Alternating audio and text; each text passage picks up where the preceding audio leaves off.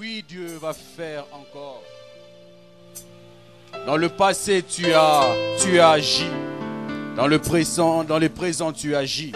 Dans le futur, tu agiras encore. Car rien ne peut obscurcir tes desseins. Rien ne peut s'opposer à toi. Tu as dit, j'agirai. Qui s'y opposera?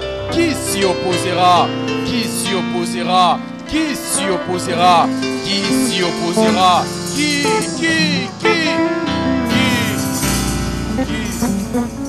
Seigneur, reçois honneur, reçois grâce, reçois majesté, reçois honneur, car ces choses te reviennent, tes choses te sont dues, car toi seul es digne, toi qui fus trouvé digne, d'ouvrir le livre de remplir les sceaux.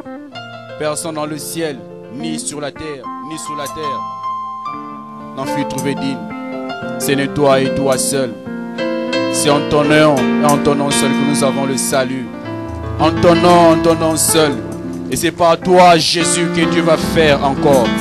C'est par toi, Jésus, que Dieu va faire encore. C'est par toi, Jésus, que Dieu va faire encore. C'est par toi, Jésus. C'est par toi, Jésus. Comme un instrument, je me suis disposé afin de passer par moi pour bénir une personne. Et que dans ta parole, tu ne fais rien sans révéler tes secrets à tes serviteurs, le prophète. Yahvé Adonai, le Dieu souverain, s'est décidé de ne rien faire sans passer par un canal, sans passer par un instrument. Et ce soir, me voici, Père. Bénis ton peuple et bénis ces moments. Que tout soit pour ta gloire au nom de Jésus. Amen. Amen.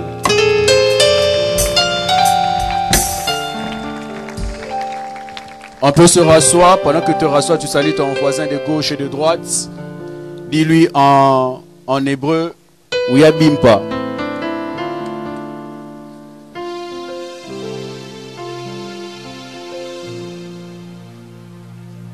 En lingala, welcome.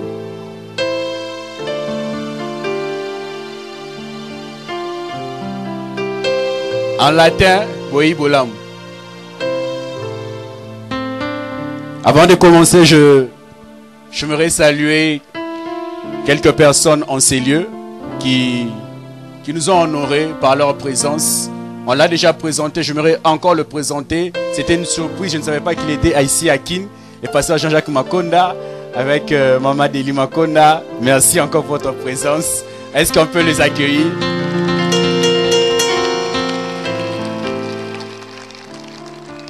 Le pasteur Jean-Jacques Makonda, pasteur de l'église la Restauration, que le pasteur Ron Mboko dirige actuellement.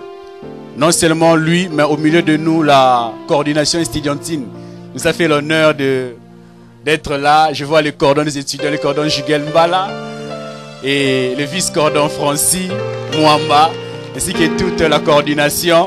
Est-ce qu'on peut le saluer?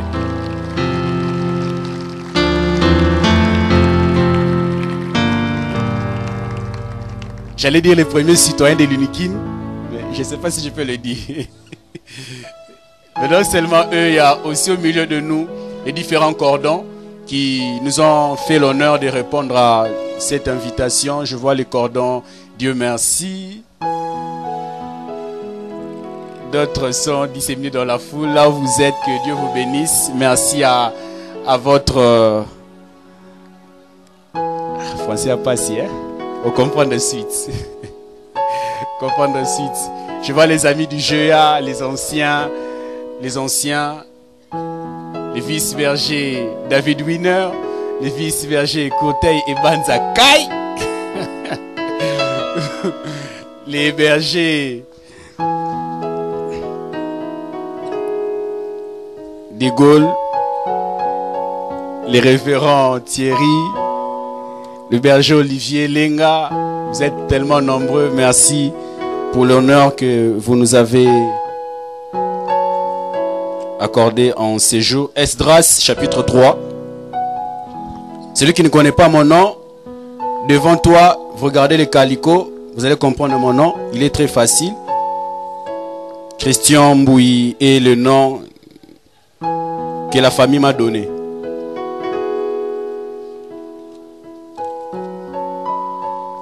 Il est qui? Il est étudiant. Esdras chapitre 3, les versets 10 au verset 14. Tel est notre thème central, pardon, notre passage central. Nous avons tiré notre thème, Dieu va faire encore. Esdras chapitre 3, verset 10 au verset 14. Nous y sommes. Esdras, c'est après 2 Chroniques. Jusqu'au retour de Jésus-Christ, ça ne sera jamais au Nouveau Testament. Moi, je suis dans le Nouveau Testament, je suis Esdras. Quand on a déjà pardon. Donc c'est après 2 Chroniques. 2 Chroniques vient avant 1 Chronique. 1 Chronique vient avant 2 Rois. Et 2 Rois vient avant 1 Roi. 1 Roi vient avant 2 Samuel. 2 Samuel vient avant 1 Samuel. 1 Samuel vient avant, Ruth. Avant Ruth. Ruth vient avant Juge. Juge avant Josué. Josué vient après, Deutéronome. Deutéronome vient après Nombre vient après Lévitique. Lévitique vient après Exode. Exode vient après Genèse. Et après Esdras, nous avons Néhémie. Néhémie après Esther. Et puis vous continuez la liste. C'est un livre qu'on appelle livre prophétique. Esdras chapitre 3, les versets 10 à 14. On peut honorer la parole de Dieu s'il vous plaît. Lorsque les ouvriers posèrent les fondements du temple de l'Éternel, on fit assister les sacrificateurs en costume, comme moi aujourd'hui, avec les trompettes et les lévites, fils d'Azaph, avec les cymbales, afin qu'ils célébrassent l'Éternel, d'après les ordonnances de David, roi d'Israël. Ils chantaient, célébrant et louant l'Éternel par ses paroles, car il est bon, car sa miséricorde pour Israël dure à toujours. Et tout le peuple poussait des grands cris de joie en célébrant l'Éternel, parce qu'on posait les fondements de la maison de l'Éternel. Mais plusieurs des sacrificateurs des Lévites et des chefs de famille âgés qui avaient vu la première maison pleuraient à grand bruit pendant qu'on posait sous leurs yeux les fondements de cette maison. Beaucoup d'autres faisaient éclater leur joie par des cris, en sorte qu'on ne pouvait distinguer le bruit des cris de joie d'avec le bruit des pleurs parmi le peuple, car le peuple poussait des grands cris dont le son s'entendait au loin. Agé chapitre 2, toujours dans l'Ancien Testament. Agé chapitre 2. Agé c'est après Sophonie. Agé c'est après Sophonie avant Zacharie. C'est parmi les derniers livres de la Bible. Agé, Zacharie, Malachi. Agé chapitre 2, je commence à partir du verset 3. Quel est parmi vous le survivant qui a vu cette maison dans sa gloire première? Et comment la voyez-vous maintenant, telle qu'elle est? Ne paraît-elle pas comme rien à vos yeux? Maintenant fortifie-toi, Zorobabel, dit l'Éternel. Fortifie-toi, Josué, fils de Jostadak, souverain sacrificateur. Fortifie-toi, peuple entier du pays, dit l'Éternel, et travaillez, car je suis avec vous, dit l'Éternel des armées. Je reste fidèle à l'alliance que j'ai faite avec vous. Quand vous sortîtes d'Égypte, et mon esprit est au milieu de vous, ne craignez pas, car ainsi parle l'Éternel des armées. Encore un peu de temps, et je branlerai les cieux et la terre, la mer et les secs. Je branlerai toutes les nations. Les trésors de toutes les nations viendront, et je remplirai de gloire cette maison, dit l'Éternel des armées. L'argent est à moi, l'or est à moi, dit l'Éternel des armées. La gloire de cette dernière maison sera plus grande que celle de la première maison, dit l'Éternel des armées. Et c'est dans ces lieux que je donnerai la paix, dit l'Éternel des armées. On peut se rasseoir.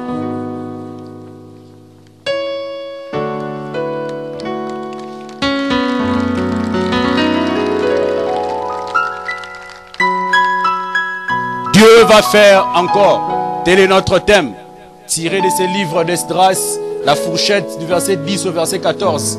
Esdras lui-même, le nom signifie secours, mais ça nous importe peu. Frères et sœurs, avant de commencer notre message, j'aimerais dire certaines choses. Premièrement, j'aimerais dire à une personne, le Dieu qui agit dans le passé, le Dieu qui agit hier, n'a pas cessé d'agir.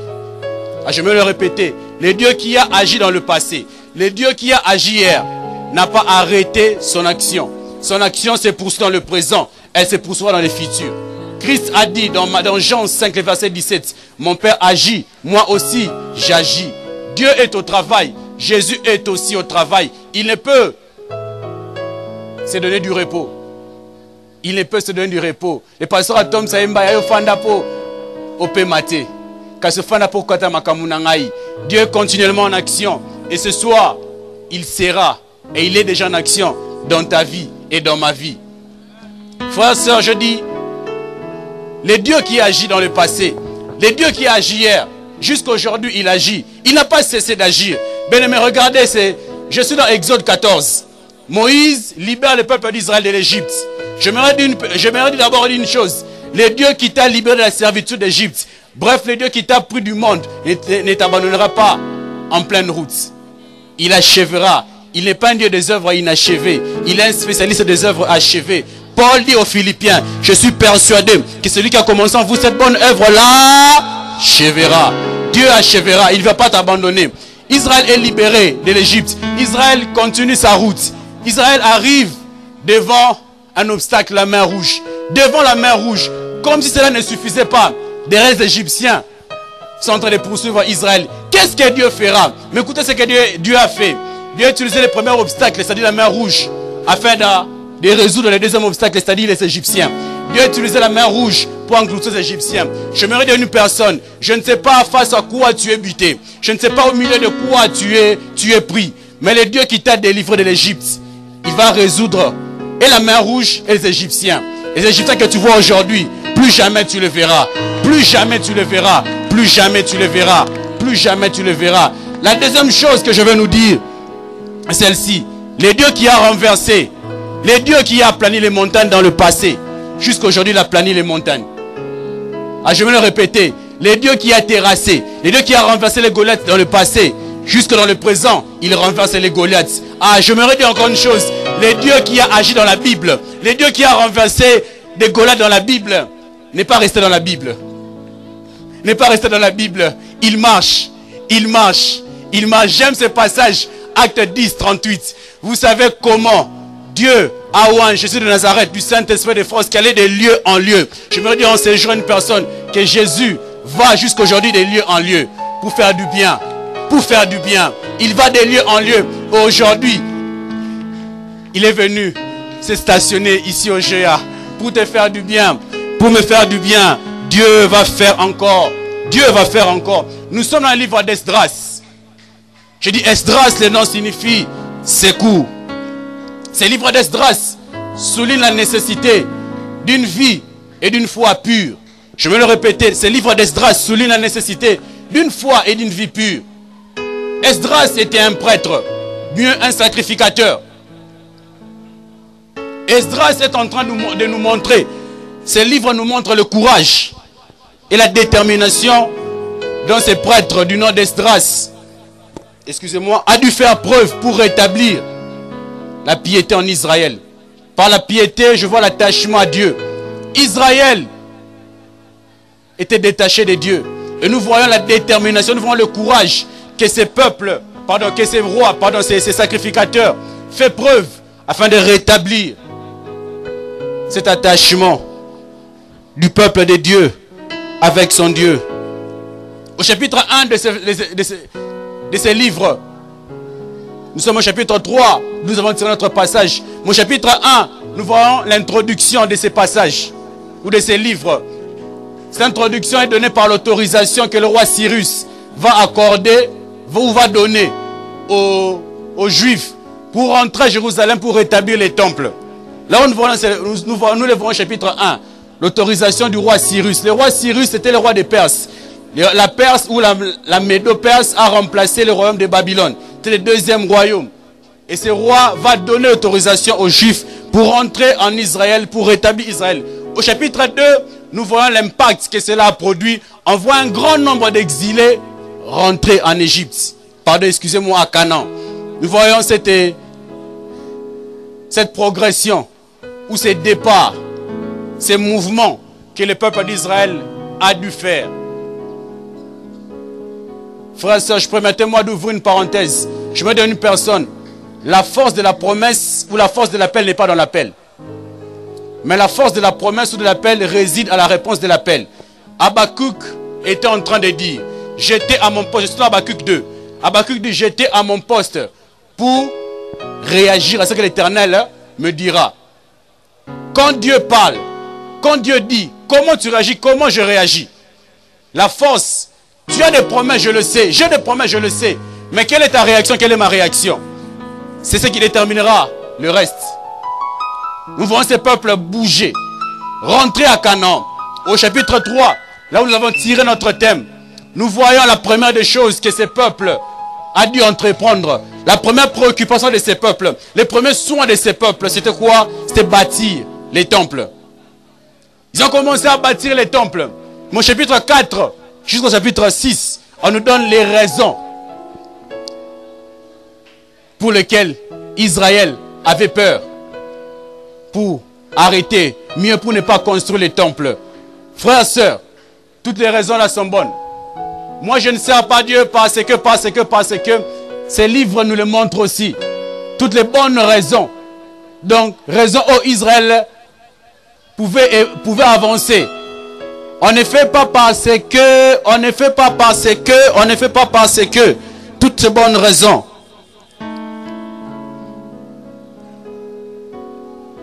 Israël est rentré à Canaan. Israël revient de la captivité. À Babylone, en Médo-Perse. Israël retourne à Canaan. Et on voit Israël reconstruire les temples de Dieu avant toute autre chose. La première des choses que nous voyons Israël faire, c'était de reconstruire les temples. Frères et sœurs, permettez-moi d'abord de nous dire une chose. Frères et sœurs, à chaque fois qu'on se mettra à bâtir, à chaque fois qu'on se mettra à construire, on rencontrera des oppositions, on rencontrera des obstacles, on rencontrera des combats. Parce que bâtir est une activité hautement spirituelle qui influence les visibles. Je vais le répéter, à chaque fois qu'on se mettra à bâtir, à chaque fois qu'on se mettra à construire, on rencontrera des oppositions, on rencontrera des obstacles. Car bâtir est une activité hautement spirituelle qui influence les visibles.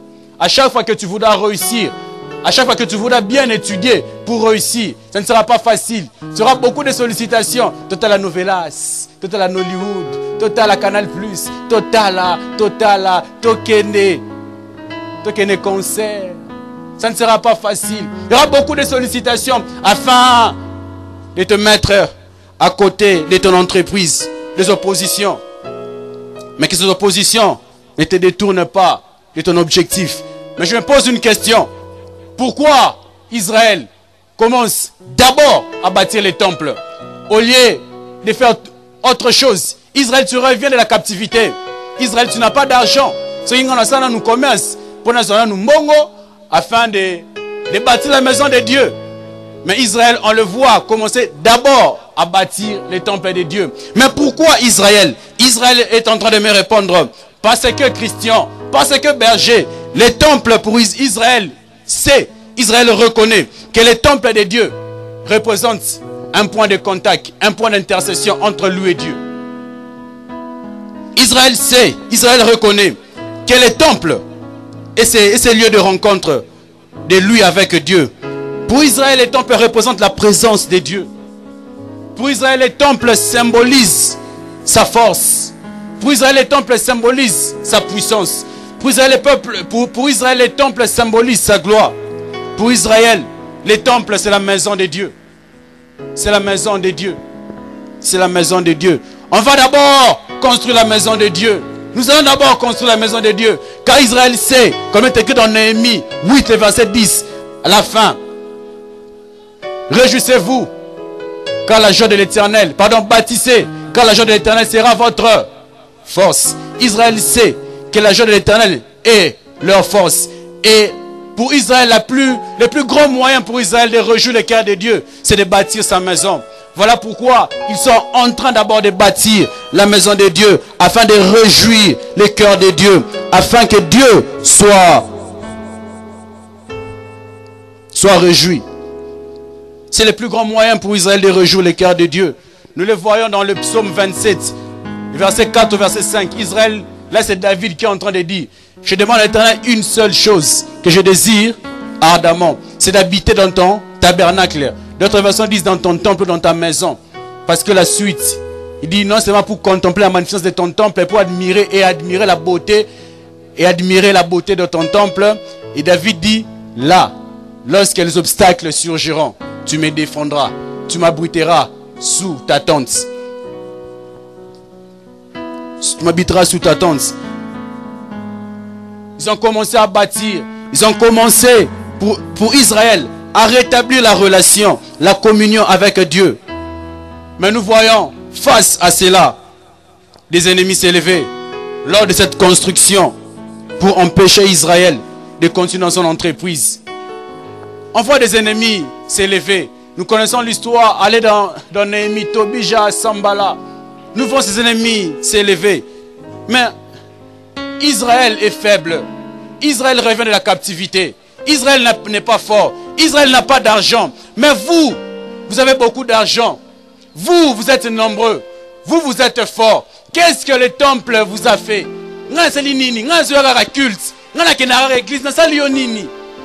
Tes ennemis savent. Mes ennemis savent que dès lors, ta communion, ma communion avec Dieu sera reconstruite.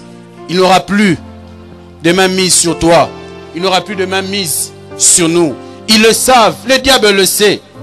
Il fera tout pour t'empêcher. Il fera tout pour m'empêcher. Frère et soeur, l'ennemi est prêt à déployer tous les moyens possibles afin de t'empêcher dans cette entreprise pour ne pas reconstruire, pour ne pas rebâtir les temples de Dieu qui représentent la communion avec Dieu, qui représentent ta relation avec Dieu. On voit les ennemis d'Israël aller loin. Ils vont sortir de l'argent jusqu'à aller corrompre les conseillers du roi pour que le roi empêche Israël à bâtir les temples. Mais pourquoi c'est là? Je me demande pourquoi c'est là. Israël revient de la captivité. Israël est faible. Israël est moins nombreux. Israël n'a pas d'argent.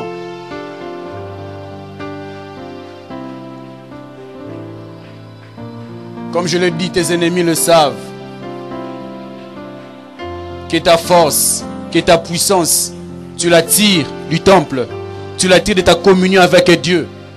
Il fera tout. Ils feront tout pour t'empêcher, pour m'empêcher à établir cette connexion Wi-Fi. Cette connexion au débit. Ils feront tout.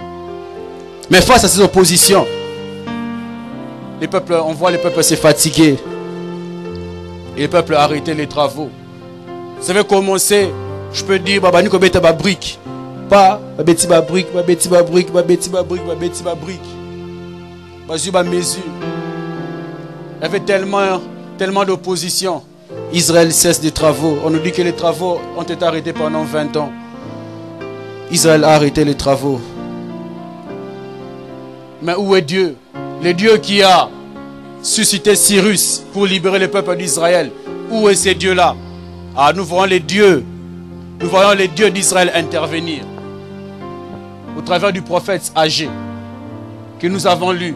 Agé vient réveiller le peuple de Dieu. Agé prophétise pour leur dire, votre condition de récolte, mieux, la maigreur de vos récoltes est liée à la condition du temple. Oh, je me le dis autrement, que la condition de votre économie est liée au temple, est liée à la construction du temple. Aussi longtemps que vous n'allez pas reconstruire les temples de Dieu, votre économie connaîtra inflation, connaîtra tout ça, terme économique. Israël rebâtit les temples de Dieu car il en va pour ton économie, il en va pour ta prospérité, il en va pour ton développement, il en va pour ta croissance économique. Ta relation avec Dieu, ma relation avec Dieu. Dieu envoie cette parole et nous voyons cette parole produire des effets. Israël reprend le travail. Il reprend le travail. Et Israël jette les fondations. Oh, j'entre maintenant. Israël a jeté les fondations du temple. Quand les fondations sont jetées, comme on l'a lu dans Esdras, on voit deux réactions diamétralement opposées. Les uns criaient de joie, les autres pleuraient. Ah! Même fait. Mais deux réactions posées. Les uns se réjouissent, les autres pleurent. Deux réactions diamétralement opposées que je ne peux comprendre, que je ne peux expliquer. Frères, sœurs, ceux qui se réjouissaient étaient de la première génération, étaient de la nouvelle génération. La nouvelle génération qui n'avait pas vu les premiers temples. La nouvelle génération qui n'avait pas vu la splendeur du premier temple. Ils se réjouissaient. Ouais, enfin, nous avons commencé. Enfin, nous avons jeté les fondations. Nous relèverons ces temples. Nous reconstruirons ces temples. Oui, c'est merveilleux. Dieu nous a secourus. Dieu nous a secourus. Dieu nous a secourus. Dieu nous a secourus. Mais l'ancienne génération qui avait vu le premier temple, on l'a vu dans Agé, qui avait vu le premier temple, les temples construits par Salomon, était en train de pleurer, était en train de regretter. Comprendre. Ces temples est loin inférieur au premier temple. Les temples de Salomon étaient splendides, étaient glorieux. De par d'abord sa qualité et de par les matériaux, mieux de par son investissement. Aujourd'hui, l'évaluation qu'on nous fait du temple de Salomon, si aujourd'hui on peut évaluer le temple de Salomon, c'est à 22 milliards d'euros. Vous imaginez? 22 milliards d'euros. Les temples que Salomon avait bâtis pour l'Éternel. Et maintenant, bango petit beau comprendre temple à Salomon, c'est qui beau été.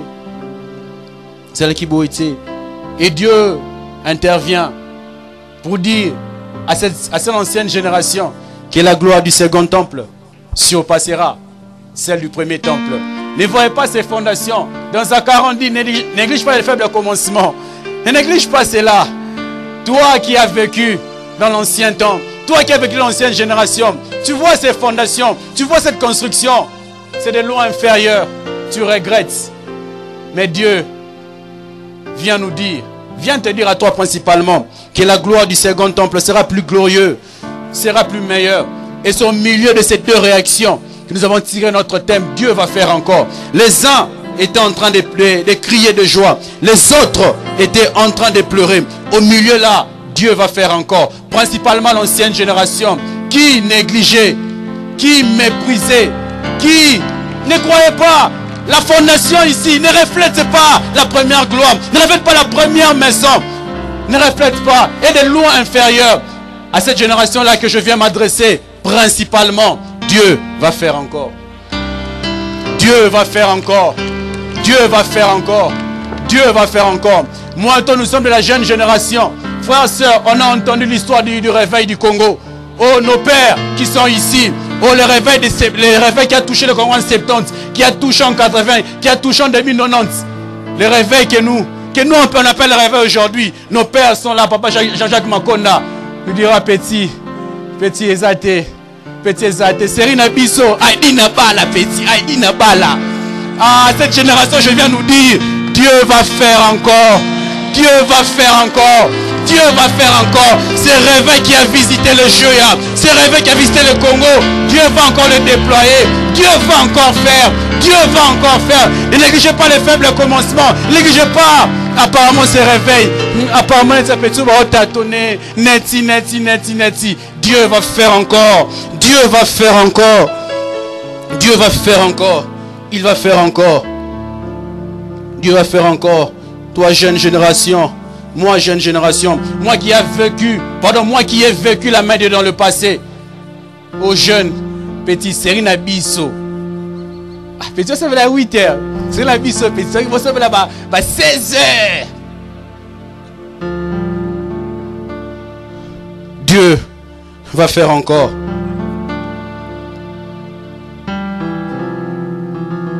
Et frères et sœurs, Dieu vient dire, néglige pas les faibles commencements. Dans Agé, on l'a vu, que la gloire du second temple surpassera celle du premier temple. C'est-à-dire, la première action de Dieu sera plus glorieuse, sera plus merveilleuse à sa seconde action. Je me dire à une personne, toi, sur qui Dieu a agi dans le passé, l'action de Dieu dans le futur surpassera celle du passé. Toi qui as vécu la main de Dieu dans le passé, dans le présent, mieux dans le futur, son action sera encore déployée. Je me dis qu'il le fera encore. En analysant de près cette phrase, la gloire du second temple surpassera celle du premier temple. Nous voyons 3 temps dans cette phrase. On voit 3 temps. On voit un passé, on voit un présent et on voit un futur.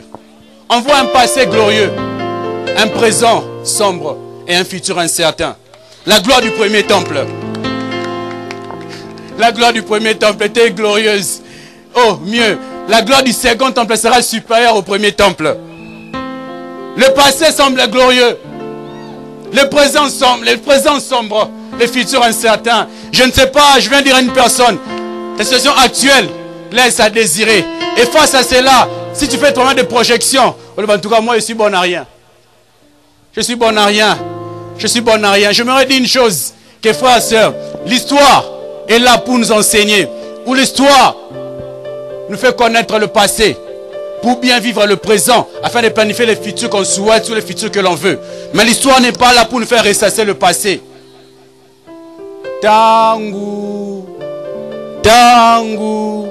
en 60, la RDC avait la même économie que le Canada. Un Zaïre était équivalent à 2 $ américains. Voilà pourquoi le combat d'Ali Foreman s'est livré ici. Parce que c'est bon, c'est bon, c'est bon. Mais devons-nous rentrer dans le passé? Dieu est-il seulement le Dieu du passé? Dieu n'est pas seulement le Dieu du passé. Il est le Dieu du présent et mieux le Dieu du futur. L'histoire est bonne. Elle nous renseigne sur le passé. Mais un présent, il y a un futur. Dieu, il vient. On l'appelle éternel. Et une éternité passée, une éternité future. Ces 3 temps que nous voyons la gloire du second temple. Mais maintenant, berger, Dieu va faire encore. C'est réellement quoi? Par Dieu va faire encore. Qu'est-ce que je comprends? Par Dieu va faire encore, je comprends la seconde gloire de Dieu. Par Dieu va faire encore, je comprends le temps de la visitation divine. Par Dieu va faire encore, je comprends le moment où Dieu nous révèle ses facettes non encore connues jusqu'ici. Ah, n'habitez les facettes. Quelles sont les facettes que tu as connues jusqu'ici? Mais je me te dire, Dieu a encore des facettes. Dieu a encore des cartes qu'on a encore jouées. Dieu a encore des cartes qu'il n'a pas encore jouées. 1 Corinthiens nous dit des choses que l'œil n'a point vues, l'oreille n'a point entendu, des choses qui ne sont point montées dans le cœur des hommes. Ce sont des choses qu'il réserve à ceux. Il y a des choses qu'il réserve pour toi. La bilogo n'a nos monités. N'a nos monités. N'a nos monités. N'a nos monités. Faut Michel Ake, États-Unis. Là, on a token de masse. Ah, token de masse. Token de masse. Token de masse. Bien masse, ce sont des millions de dollars. Token de masse. Il y a des choses de Dieu qu'on n'a pas encore vues. Qu'est-ce que j'entends par Dieu va faire encore? C'est le moment où Dieu déploie sa puissance. C'est le moment où Dieu déploie sa puissance. Qu'est-ce que j'entends par Dieu va faire encore? J'entends les temps, j'entends par là les temps où Dieu revient nous visiter. Ou le temps où Dieu nous visite à nouveau. Le temps où Dieu revient nous visiter. Il était là, mais il revient nous visiter. On le voit avec Manoach. Les dieux que nous a, l'ange qui nous a visités reviennent encore. Il va encore revenir. Lui qui était dans le passé, il va encore revenir. Il va encore revenir. Alors ne te décourage pas, relève ta tête. Celui qui était passé, apparemment l'équipe, mais il reviendra. J'aime ces passages. Joël 2, 23. Demandez-moi la pluie, j'enverrai la pluie de l'arrière saison et de la première saison. Comme pour dire, il y avait une saison où il est kakio. Et les kakio aussi, il y a une saison présente. Mais Dieu dit, ces choses que tu avais ratées dans la saison passée, je te ferai d'abord rattraper cela. Mais ensuite, il y a la saison où. Oh!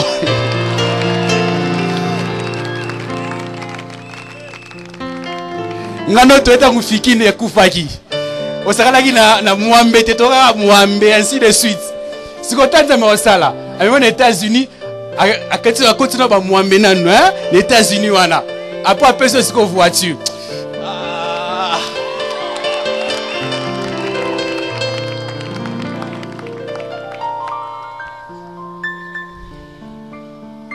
Mes frères et sœurs, nous voyons cette action de Dieu, cette puissance de Dieu être liée au temple. La Bible dit la gloire du second temple surpassera en éclat celle du premier temple. Donc aussi longtemps qu'Israël ne rebâtit pas, ne reconstruit pas les temples, il n'y aura pas gloire. Il n'y aura pas action de Dieu. Il n'y aura pas puissance de Dieu. Il n'y aura pas manifestation de Dieu. Aussi longtemps, moi et toi, on ne rebâtira pas. Frères et sœurs, la gloire de Dieu, là, ce n'est pas que Dieu n'agit pas, non. Dieu agit et continue à agir et agira encore. Mais seulement, toi et moi, on a cessé d'être des instruments. Moi et toi, on a renoncé, je me l'ai dit comme ça, on a renoncé à être des instruments. La Bible dit dans Amos 3, 7, l'Éternel ne fait rien sans laisser ses grâces à ses serviteurs, les prophètes. Le Dieu souverain s'est décidé de ne rien faire sans passer par une personne. Il peut tout faire seul. Il n'a besoin de personne et de rien. Mais lui-même se décide d'agir par une personne, d'agir par quelqu'un. Alors si Dieu n'agit pas, est-ce sa faute? Non, ce n'est pas sa faute. C'est seulement nous. On a cessé de nous disposer à lui. Nos pères s'étaient disposés à lui. On a vu une grande manifestation de Dieu. La gloire est liée au temple, frères et sœurs, je le dis. Elle est liée au temple aussi longtemps que toi et moi, on ne rebâtit pas les temples. On ne reconstruit pas les temples. Il n'y aura pas gloire, il n'y aura pas puissance de Dieu. Oh, mes bergers, arrête s'il te plaît. Christian, attends d'abord. Qu'est-ce que tu veux nous dire là? Que nous prenons les bêches, que nous achetons les ciments, que nous achetions les sables pour aller reconstruire un temple. Non, pardon, permission. Après, ça se place un temple afin que la gloire descende nous vienne. Ce n'est pas ce que je dis. Ce n'est pas ce que je dis. Qu'avons-nous à faire avec le temple aujourd'hui, Christian? Ou qu'est-ce que le temple représente réellement pour nous? Telle est la vraie question à se poser. Parce que pour Israël, cette gloire était descendue quand les temples étaient rebâtis. Mais pour nous, qu'est-ce que ce temple représente? 1 Corinthiens 3, pardon, le verset 16. Nous le voyons là. Vous êtes les temples de Dieu. L'Esprit de Dieu habite en vous. Ce que les temples dans la Bible représentent, c'est ta vie, c'est ma vie, c'est mon cœur, c'est mon cœur. Ainsi, par construire les temples de Dieu, je vois bâtir une relation avec Dieu. Par reconstruire les temples de Dieu, je vois reconstruire, rebâtir ta communion, ma communion avec Dieu. Oh, je vais m'arrêter un instant pour demander quel est l'état de ta relation avec Dieu. Quel est notre état de relation avec Dieu? Oui, Dieu va faire encore. Il le fera. Il le fera. Certainement, il le fera. Mais quel est notre état? Quelle est notre relation pour que nous puissions bénéficier de l'action de Dieu? Frères et sœurs, dans Acte 3, les paralytiques à l'entrée du temple. Nous les voyons, ces paralytiques-là, être au bon endroit, la porte du temple, mais ne pas bénéficier des privilèges du temple. Il était au bon endroit, à l'entrée du temple, mais il n'a pas bénéficié des privilèges du temple. Il n'a pas bénéficié des avantages du bon endroit. Pourquoi?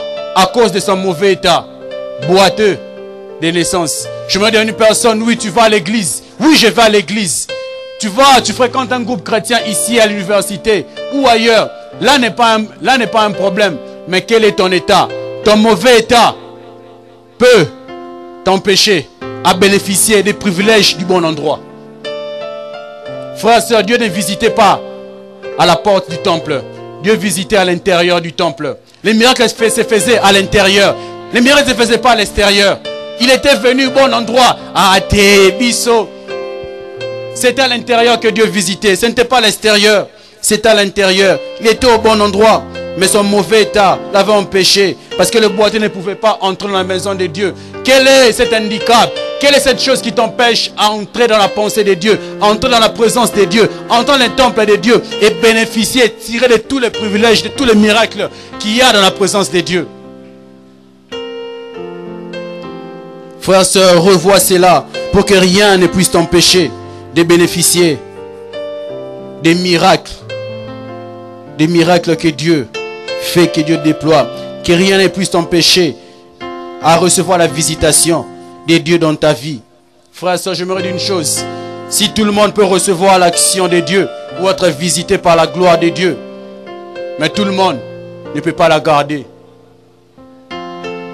Tout le monde ne peut pas la garder. Tout le monde ne peut pas la conserver. Frères et sœurs, bien souvent dans la vie, le problème n'est pas d'avoir.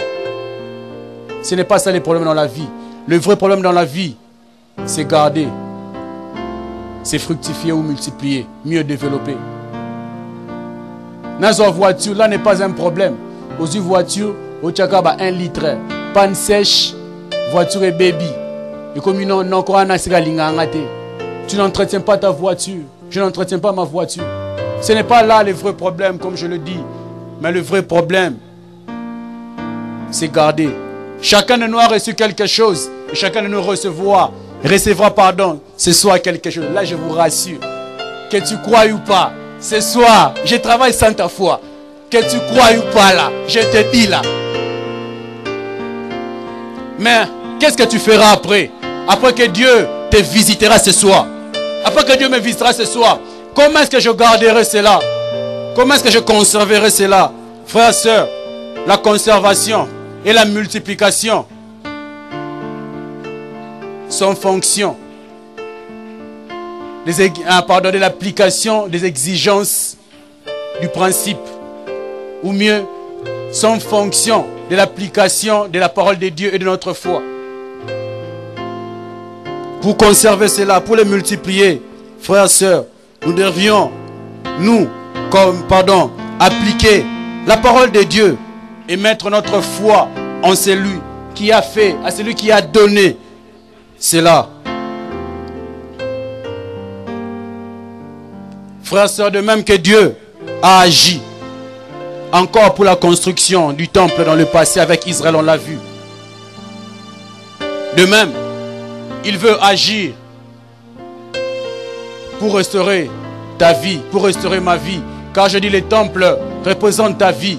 Les temples représentent ma vie. Les temples représentent ton cœur, représentent mon cœur.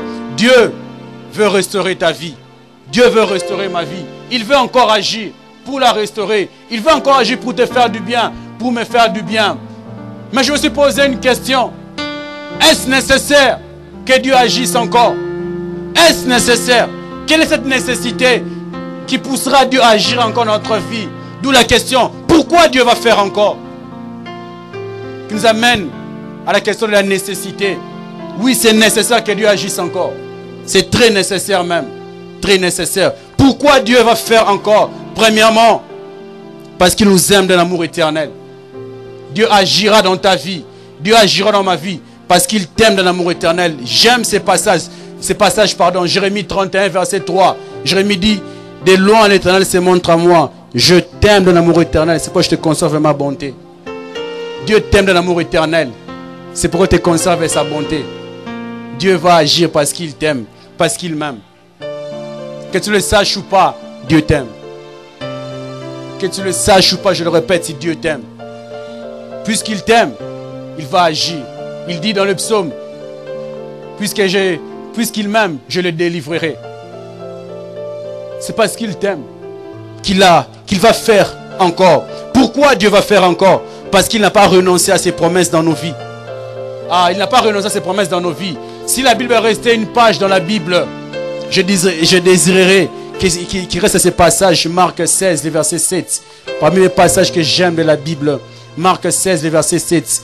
Là, ce sont les anges qui sont en train de dire à Marie, Marthe et les autres femmes qui sont venues le matin ou à l'aube de la résurrection de Jésus. Les anges ont dit à Marie, Marthe, ces autres femmes, allez dire à ses disciples et à Pierre qu'il est ressuscité, qu'il vous précède en Galilée. Je me suis posé une question, mais pourquoi seulement à Pierre? Quand on dit disciple, Pierre est un quantité. Pierre est un extra-disciple. Non, Pierre n'est pas un extra-disciple. Pour comprendre cela, rentrons 3 jours avant. Pierre a renié Jésus. Pierre a kati serment là. Attends un autre à l'écart en esprit. là atana ma solo na ka kombo na été là il nazo sabila atana ma solo comme on est na yo katati. Et Pierre a pleuré. Ah, certainement moi je suis disqualifié. Certainement je suis disqualifié. Et Jésus ressuscite. Dit, c'est Pierre risque de se perdre. Allez lui dire. Donc, c'était comme on est Pierre. Pierre. Donc, ma disciple est là. En gros, en détail, il faut détail. Il faut détail. Je veux dire une personne. Dieu n'a pas renoncé. Je ne sais pas ce que tu as eu à faire. Mais Dieu n'a pas renoncé à ses promesses. Tu t'es compromis, oui. Tu as péché. Mais Dieu n'a pas renoncé à ses promesses dans ta vie. Ce soir, comme ces anges, il vient me dire, je te dis, va dire à Pichou, va dire à Jonathan, va dire à Magda, va dire à Alexis que je suis ressuscité. Je le précède en Galilée. Je le précède en Galilée. Je le précède en Galilée. Je le précède en Galilée. Je le précède en Galilée. Dieu n'a pas renoncé. Dieu n'a pas renoncé. Jonas, chapitre 3, le verset 2. Vraiment comme un passage que j'aime. La Bible dit ceci. La parole de l'Éternel fit adresser une seconde fois à Jonas. Va à Ninive. Et va à Ninive. J'ai dit à une personne que la parole de l'Éternel te sera adressée une seconde fois. La première fois tu as désobéi. Tu n'as pas agi, tu n'as pas fait. Oui, tu as négligé. Mais Dieu revient encore. Il n'a pas de pion de réserve, ce n'est toi. Azana meshak alité, ce qui est bano à Boukani, à cause de meshak ali. Azaka Ganayo, à cause de tout, à réparer un terrain, à bonguisson un terrain. Pour continuer match. Pour continuer match. Jonas, toi, Ngaye, Yokaka, Yokaka, va à Ninive, va à Ninive, va à Ninive, va à Ninive. Pourquoi Dieu va faire encore? Parce qu'il n'a pas changé. Dieu n'a pas changé. S'il avait changé, alors moi et toi, pouvait dire qu'il ne fera plus, qu'il n'agira plus. Mais parce qu'il n'a pas changé, il peut faire encore. Hébreux 13, verset 8. Jésus-Christ est le même, hier, aujourd'hui et éternellement. Jésus-Christ est le même, hier, aujourd'hui et éternellement. Il n'a pas changé. Il n'a pas changé. Permettez-moi d'ouvrir une polémique. Ce n'est pas une polémique, c'est vrai, mathématiquement parlant. Écoutez, ce verset en grec, il est dit ceci. Jésus Christos o auto. Comme pour dire en français, Jésus-Christ est lui-même. Est lui-même. Azaye moko. Azaye moko. Azaye moko. Azaye moko. Azaye moko. Banami balete azaye moko. Lobi le kaki. Lelo. Pe lobi koya. Permettez-moi, en mathématiques, on nous dit ceci. C'est l'exception qui confirme là. C'est l'exception qui confirme. Hein?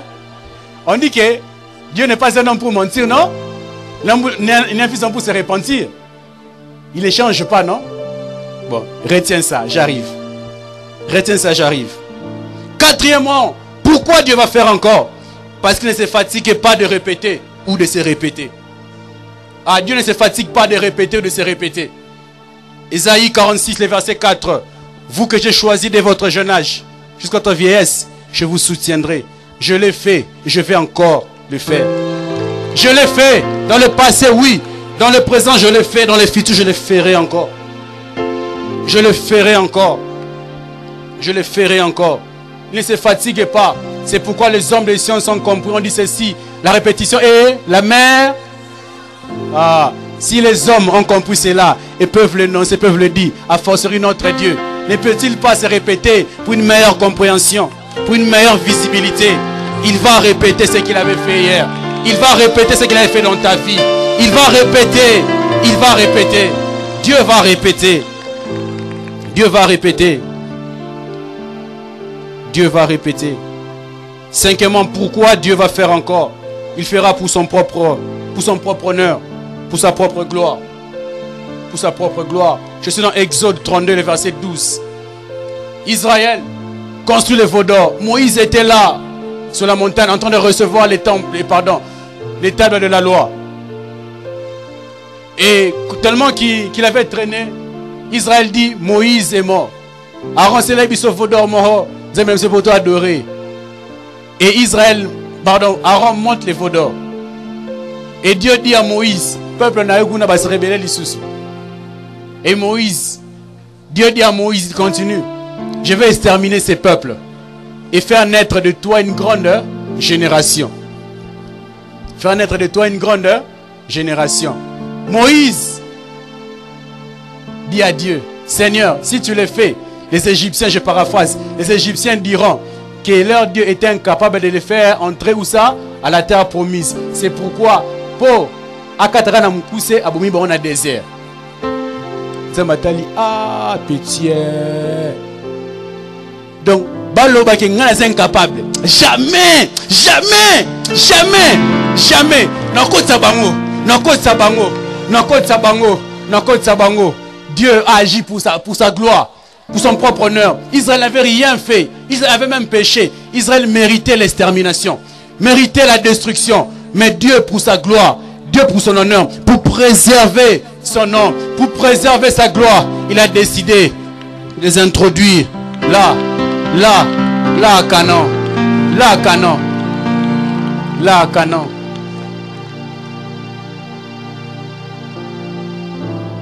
La Bible dit, Dieu n'est pas un homme pour mentir, ne faisant pour se repentir. Mais on voit dans ce passage, Dieu se repentit. D'où je reviens. En mathématiques, mathématiquement parlant, si Dieu ne se répand pas, si Dieu ne change pas, l'assertion, pardon, la règle est fausse, non? La règle est fausse, non? Mais on le voit se repentir. Je dis mathématiquement, hein? Mathématiquement. On voit Dieu revenir à sa décision. Non, bon, ma bangote. Non, côte sa bango. Je dis à une personne, Dieu ne va pas t'exterminer.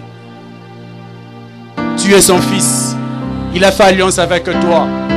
Pour sa propre gloire, pour son honneur, il agira encore dans ta vie. Il te donnera ce que tu lui as longtemps demandé.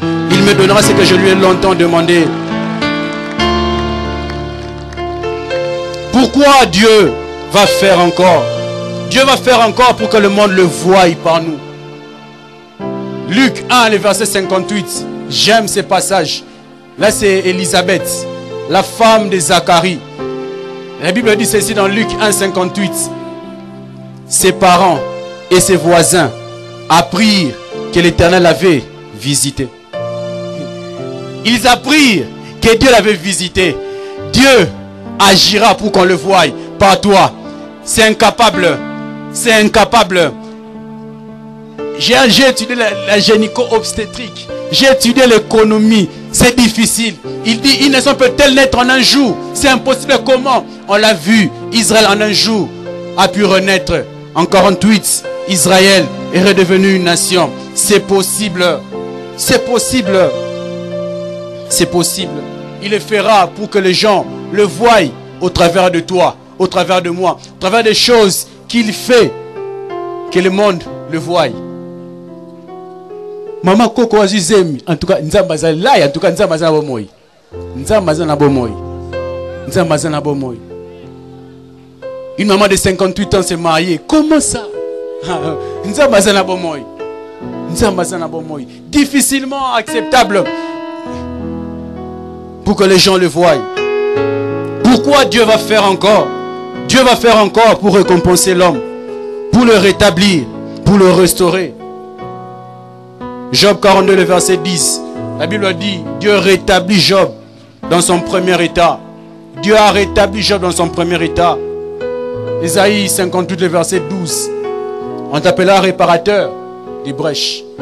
Dieu est le réparateur des brèches et le vrai réparateur des brèches. Il agira pour te récompenser, pour te restaurer, pour te rétablir. On a vu que Job n'avait rien fait. Job a ça qui n'est là au Moroté.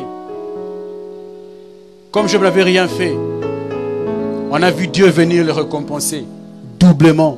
Pourquoi Dieu va faire encore? Oh, retenez ceci, retenez bien ceci. Dans tout ce que je dis, c'est bon. Mais le but principal que Dieu poursuit en agissant, en déployant sa puissance, et cette dernière chose que je veux nous dire, c'est ce que Dieu poursuit. Dieu va faire encore pour que les gens l'adorent. Pour que les gens l'adorent. Et tu utilises comme un panneau tu utilises comme, permettez-moi, comme un mannequin pour que les gens viennent à lui, les gens l'adorent. 1 Roi, chapitre 18, verset 39. Le peuple clochait ça et là. Le peuple se compromettait entre Baal et l'Éternel. Quel Dieu servir? Et on voit Élie s'élever. D'ici c'est Baal qui est Dieu. Si c'est Baal qui fait tomber le feu, alors allons l'adorer. Mais c'est l'Éternel, c'est lui qu'on adorera. Nous connaissons l'histoire. Baal n'a pas fait tomber le feu. L'Éternel a fait tomber le feu. Au verset 39, nous voyons le peuple dire, Israël crièrent. Alors Israël se prosternèrent et dit, c'est l'Éternel qui est Dieu. C'est l'Éternel qui est Dieu. C'est l'Éternel qui est Dieu. C'est l'Éternel qui est Dieu. C'est l'Éternel qui est Dieu. Les gens veulent adorer Dieu. Les gens cherchent à adorer Dieu. Mais permettez-moi, ils cherchent des preuves. Ainsi Dieu, par toi, par moi, il donne des preuves. Il donne ses preuves. Jean 4, les versets 23, nous connaissons ces passages. L'heure vient, elle est déjà venue, où les vrais adorateurs adoreront le Père en esprit et en vérité. Ce sont là les adorateurs que le Père cherche. Les Pères cherchent une catégorie de personnes, les adorateurs. Les adorateurs. Au travers de ce qu'il fait et il fera dans ta vie, ce soir même. Je vous dis ce soir même. Les gens vont venir à lui. Nous voulons servir ton Dieu. N'est-il pas écrit dans Zacharie? En ces jours-là, 10 personnes d'une nation saisiront un juif et leur diront, nous voulons adorer ton Dieu. Nous voulons adorer ton Dieu. Au travers de ce que Dieu va faire. Mais berger, c'est bon. On a vu la nécessité de l'action de Dieu. On a vu le pourquoi que Dieu va faire encore. Pourquoi? Mais je viens comme Marie. L'ange lui apparaît dans Luc 1, 34 pour lui dire, tu deviendras enceinte, tu enfanteras. Mais Marie lui dit, comment cela se fera-t-il? Car je n'ai jamais connu d'homme. Seigneur, tu nous dis tu feras. Tu nous dis tu feras. Tu agiras pour restaurer notre vie. Tu agiras pour rétablir notre vie. Tu agiras dans notre vie, dans tous les domaines de notre vie. Mais comment cela se fera-t-il? Comment cela se fera-t-il? C'est-à-dire, quel moyen que tu utiliseras? Quelle stratégie que tu vas employer? Quel chemin par lequel tu passeras? Ah, l'ange répond à Marie. Luc 1, verset 35. Le Saint-Esprit viendra sur toi. Et la puissance du Saint-Esprit, la puissance du Très-Haut, pardon, te couvrira. Le Saint-Esprit viendra sur toi. Et la puissance du Très-Haut te couvrira de son ombre. Comment Dieu va faire encore? Au travers de son esprit. Par son esprit. Ce soir, par son esprit, il agira. Ce soir, par son esprit, il agira. Zacharie 4, le verset 6. Il y avait des oppositions, je le dis. Voyez-les dans Zacharie. Il y avait des oppositions. Des oppositions. Est-ce que ce temple sera encore rebâti? Est-ce que ce temple sera encore reconstruit? Est-ce que cette vie peut encore être restaurée? Mais Dieu vient. Il parle au prophète Zacharie. Il dit, adresse-toi à Zorobabel. C'est ici la parole que l'Éternel adresse à Zorobabel. Alors que tu te poses des questions, comment cela se fera-t-il? Écoute cette parole de l'Éternel. Ce ne sera ni par la force, ni par la puissance, mais c'est par mon esprit. Oh, je vais le répéter, ni par la force, ni par la puissance, mais par mon esprit. J'ai aimé deux versions que j'ai lues. La première version dit ceci. Ce n'est ni par la puissance d'une armée, mais c'est par mon esprit que la bataille sera gagnée. Je vais le répéter. Ce n'est ni par la puissance d'une armée, mais c'est par mon esprit que la bataille sera gagnée. Et s'il était, c'est par l'esprit de Dieu que se remportent les victoires et non par la main de l'homme. Tu veux remporter des victoires, c'est par l'esprit de Dieu. C'est par l'esprit de l'Éternel que se remportent des victoires et non par la main de l'homme. J'ai encore aimé une autre version que j'ai lue. Cette version dit ceci. La version parole, pardon, français courant. Ce n'est pas par la violence. N'utilise pas la violence, s'il te plaît, n'utilise pas la violence. N'utilise pas la violence. Ce n'est pas par la violence, ni par tes propres forces que tu accompliras ta tâche. Mais c'est grâce à mon esprit. Je ne sais pas quelle tâche que tu as à accomplir. Ce soir, par l'Esprit de l'Éternel, Dieu te donnera cet équipement, ces aptitudes pour accomplir cette tâche. Ni par la force, ni par la puissance, mais par mon esprit. Luc 14, verset 18 au verset 19. Là, il s'agit de Christ. Il est en train de dire ceci, c'est une parole d'Ésaïe. Christ a dit ceci, l'Esprit du Seigneur est sur moi. Parce qu'il m'a oint pour annoncer une bonne nouvelle aux pauvres. Il m'a envoyé pour guérir ceux qui ont le cœur brisé, pour proclamer aux captifs la délivrance et aux aveugles le recouvrement de la vue, pour envoyer libres les opprimés, pour publier une année de grâce du Seigneur. L'Esprit du Seigneur est sur moi. Il m'a oint. C'est par l'Esprit de l'Éternel, c'est au travers de son onction que tu accompliras cette tâche, que j'accomplirai cette tâche. Ce n'est pas par la violence, ce n'est pas par l'argent. J'ai encore aimé une autre version. Cette version-là dit, ce n'est pas par l'argent, ni par la richesse que tu accompliras. Ce n'est pas par l'argent, ce n'est pas par la richesse. Je veux pas dire, ce n'est pas par les relations, mais c'est par l'Esprit de l'Éternel. Ce dont tu as besoin, c'est le Saint-Esprit. Ce dont j'ai besoin, c'est le Saint-Esprit. C'est pourquoi les deux disciples, ne soyez pas pressés. Restez à Jérusalem. Vous recevez une puissance. Le Saint-Esprit venant d'en haut. Vous serez mes témoins. Je me dis à une personne, il n'y a pas de témoin sans Saint-Esprit. Il n'y a pas de témoin sans puissance. Il n'y a pas de témoin sans onction. Il n'y a pas de témoin sans onction. Il n'y a pas de témoin sans onction. Et frère, ça, j'aimerais clôturer par là pour nous donner les deux dimensions de l'onction. Quand l'onction vient dans notre vie, l'onction de Dieu agit en deux dimensions dans notre vie. La première dimension, la dimension intérieure de l'onction, qu'on appelle la dimension ontologique de l'onction. Cette dimension de l'Esprit de Dieu en nous agit pour te transformer à l'image de Jésus-Christ. L'Esprit de Dieu agit en toi pour te transformer à l'image de Jésus-Christ. C'est notre destinée ultime. Devenir comme Jésus. Être comme Jésus. Être comme Jésus. Être comme Jésus. Être comme Jésus. Être comme Jésus. De par toi-même tu ne peux pas. De par moi-même je ne peux pas. Ainsi Dieu, par son esprit, agit en toi pour te transformer à son image. Je me dis à une personne, Isaac ne bénit pas Jacob. Isaac bénit Ésaü. Parce que Isaac aime Ésaü. Si Isaac est l'image de Dieu, Jacob qui a usurpé la bénédiction d'Ésaü, Jacob c'est l'image du chrétien. Mais écoutez, Jacob a reçu la bénédiction d'Ésaü comment? Isaac a dit, la voix que j'entends, c'est la voix de Jacob. Mais les bras, le corps que je touche, c'est les bras, c'est le corps d'Ésaü. À cause de ce corps d'Ésaü que je touche, je te bénis. Je me dis, la voix, notre voix, voix des pécheurs, voix des impudiques, des tricheurs. Mais à cause des marques de Jésus, Dieu s'est obligé de nous bénir. Dieu est obligé de nous bénir. C'est vrai, c'est un pécheur. C'est vrai, c'est un pécheur. C'est vrai, c'est un tricheur. Mais je vois, pardon, permettez-moi. Jésus, je sens Jésus en lui. Permettez-moi. Prophète Jogras nous l'a dit. Dieu est aveugle. Il souffre d'un problème de cécité. Il ne sait pas voir. Donc il est assis marandé. Il a besoin de toucher Jésus en toi. Il a besoin de toucher Jésus en moi. Il a besoin de toucher Jésus en moi. En toi. Ah, moi non. Moi non. Si tu vois toi-même Jacob et ta voix et ta peau vont te disqualifier. Ta voix te disqualifie. Mais même rêver la peau d'un animal. Parce que ça y est poilu. Zouana. Tant où Isaac a retouché. Ah, oh réellement Ésaü. Oh réellement Ésaü. Oh réellement Ésaü. L'onction de Dieu agit pour te transformer à l'image de Jésus. C'est notre destinée ultime. Tozala lokolaye. Tozala lokolaye. Mes frères et sœurs, l'onction de Dieu n'agit pas seulement intérieurement en nous.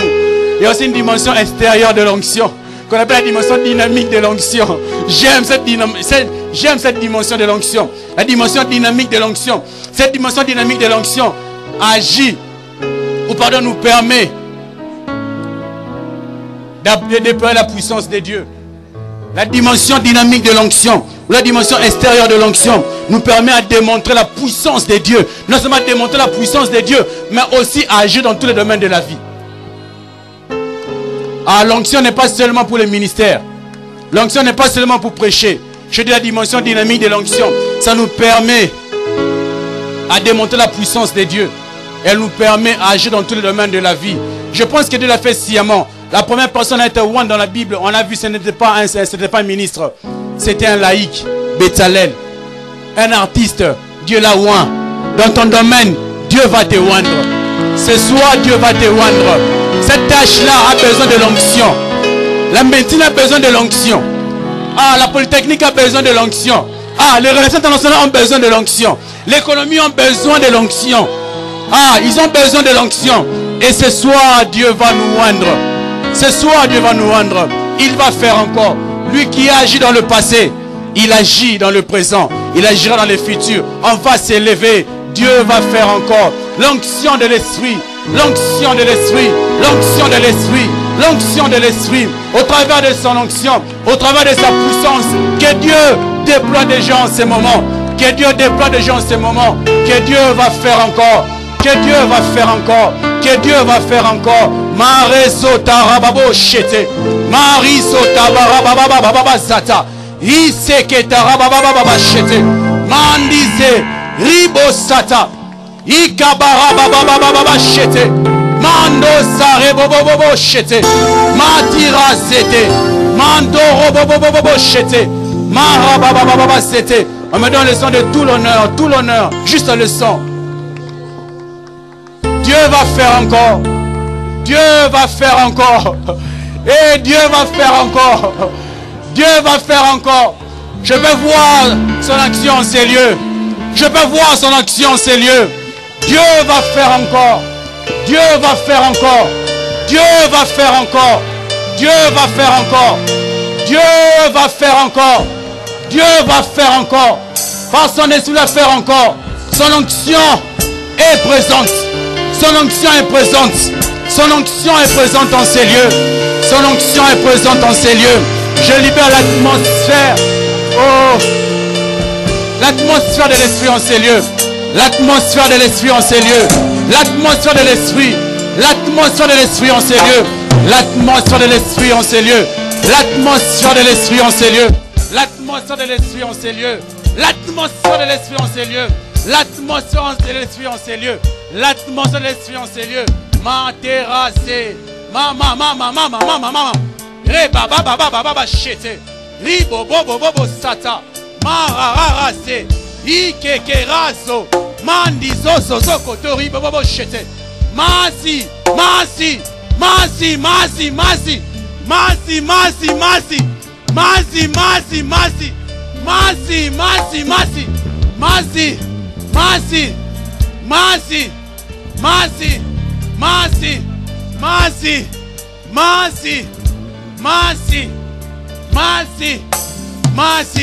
Par l'onction de l'esprit, par l'esprit de l'éternel, par l'esprit de l'éternel, que cette tâche sera accomplie, que cette tâche sera accomplie, que cette tâche sera accomplie. Oh, que cette tâche sera accomplie, que cette tâche sera accomplie. Au son de ma voix, au son de ma voix, au son de ma voix, au son de ma voix. Père, Père, je prie que ces personnes que tu as qualifiées ce soir, que tu as qualifiées ce soir, que tu as qualifiées ce soir, pour cet équipement soit localisé, soit localisé, soit localisé, soit localisé, soit localisé, soit localisé. L'onction n'épargnera personne ce soir. L'onction n'épargnera personne ce soir.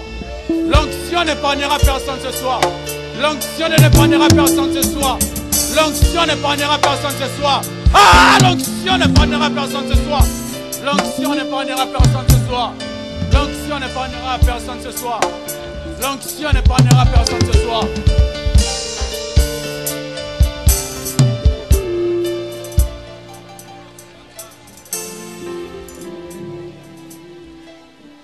Je vais poursuivre le service. Mais avant de poursuivre ce service, je vais lancer deux appels. Je vais lancer deux appels. Je vous dis, Dieu va se déployer puissamment ce soir. Dieu va se déployer puissamment ce soir. Je n'ai pas besoin de ta foi ce soir. Le premier appel que je lance, depuis le jeudi, les années ne cessent de me parler. Il y a une personne dans ces lieux, c'est une sœur.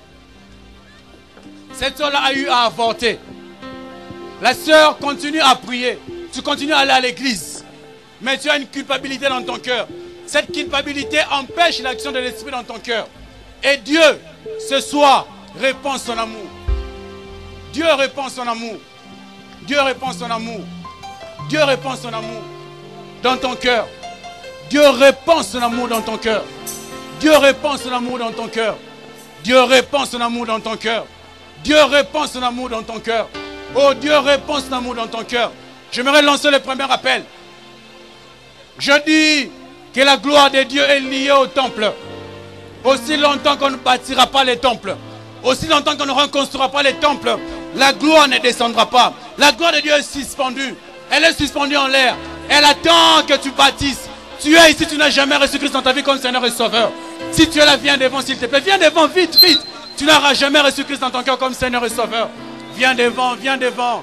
On n'a pas assez de temps, viens devant. Tu veux recevoir Jésus. C'est là le point de départ de tout. La gloire ne descend pas sans que tu aies construit les temples. Sans que j'aille construire les temples. Tu n'as jamais reçu Christ dans ta vie comme Seigneur et Sauveur. Viens devant. Viens devant. Viens devant. Tu n'as jamais fait la paix avec Jésus-Christ. Viens devant. La gloire va descendre. Je n'aimerais pas que tu sois spectateur. C'est paralytique au temple de Acte 3 était spectateur. Les gens sortaient guéris. Les gens sortaient restaurés. Mais lui était là, jour après jour, année après année, année après année, jour après jour, sans être restauré, sans être guéri. Dieu veut le faire aussi avec toi. Il veut d'abord te restaurer. Tu es ici, tu n'as jamais accepté Christ comme Seigneur et Sauveur. Viens devant là où tu es. Viens devant là où tu es. Viens devant là où tu es. Viens devant là où tu es. Le deuxième appel que j'associe à cet appel. Tu es chrétien, oui, je le sais. Mais, suite à une raison ou une autre que j'ignore, le temple de Dieu a été détruit. Dieu veut restaurer. Je me parle au rétrograde. Je me parle au rétrograde. Tu es ici. Tu es ici. Le temple de Dieu. Ta relation avec Dieu n'est plus comme elle était. N'est plus comme elle était. À toi aussi, viens devant. À toi aussi, viens devant, s'il te plaît. Ta relation n'est plus comme elle était avec Dieu. Tu as faibli dans ta relation avec Dieu. Tu as tiédi dans ta relation. Les faibles, les tièdes n'entreront pas. Viens devant, viens devant. Ta relation avec Dieu n'est plus à son état. N'est plus à son état. N'est plus à son état.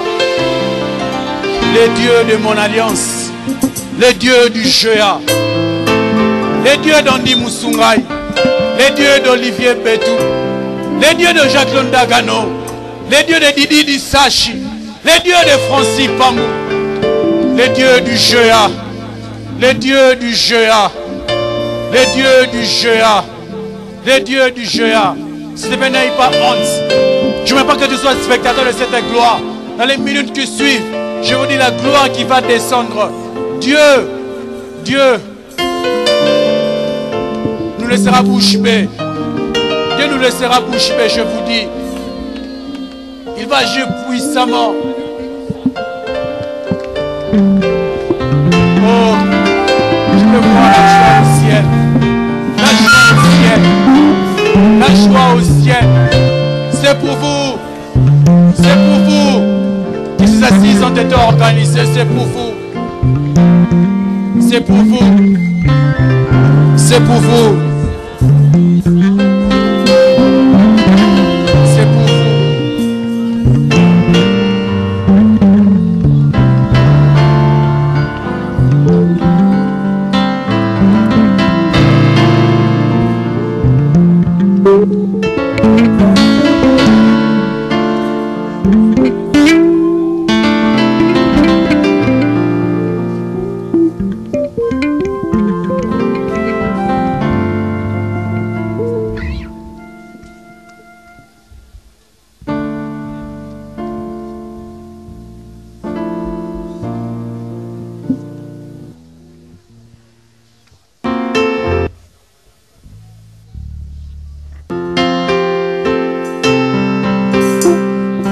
Vous allez répéter cette prière après moi.